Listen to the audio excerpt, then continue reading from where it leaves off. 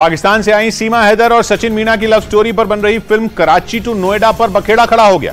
ये तब हुआ जब समाजवादी पार्टी के नेता अभिषेक सोम ने पाकिस्तान भेजने के लिए फिल्म प्रोड्यूसर अमित जानी और सीमा के लिए फ्लाइट की टिकट बुक करा दी, जिसकी जानकारी उन्होंने सोशल मीडिया पर शेयर की और यह सलाह दी कि अमित जानी अपनी हीरोइन को लेकर पाकिस्तान चले जाएं। अभिषेक सोम ने फिल्म प्रोड्यूसर अमित जानी की film a tailor murder story और कराची टू नोएडा के पोस्टर के साथ दोनों की फ्लाइट टिकट भी ट्विटर पर पोस्ट कर दी।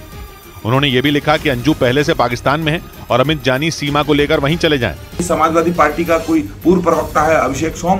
मैं बताना चाहता हूं, उत्तर प्रदेश में योगी आदित्यनाथ जी की सरकार है। कुछ रोज पहले ही अमित जानी ने अभिषेक सोम पर शूटिंग के दौरान तोड़फोड़ की धमकी देने का आरोप लगाया था, जिसके बाद अभिषेक सोम ने भी उन पर माहौल बिगाड़ने का आरोप लगाते हुए नोएडा पुलिस कमिश्नर से शिकायत की थी।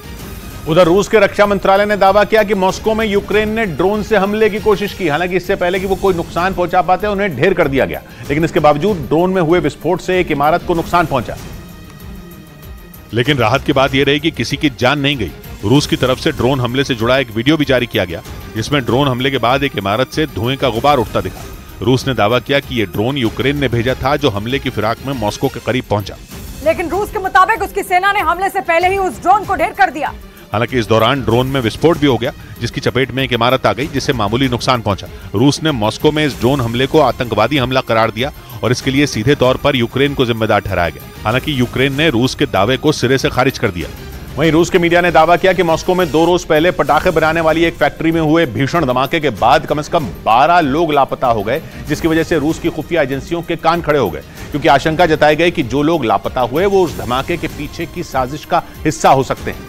ब्लास्ट के बाद उस फैक्ट्री से एक कर्मचारी का शव बरामद हुआ और 15 लोगों को जख्मी हालत में निकाला गया।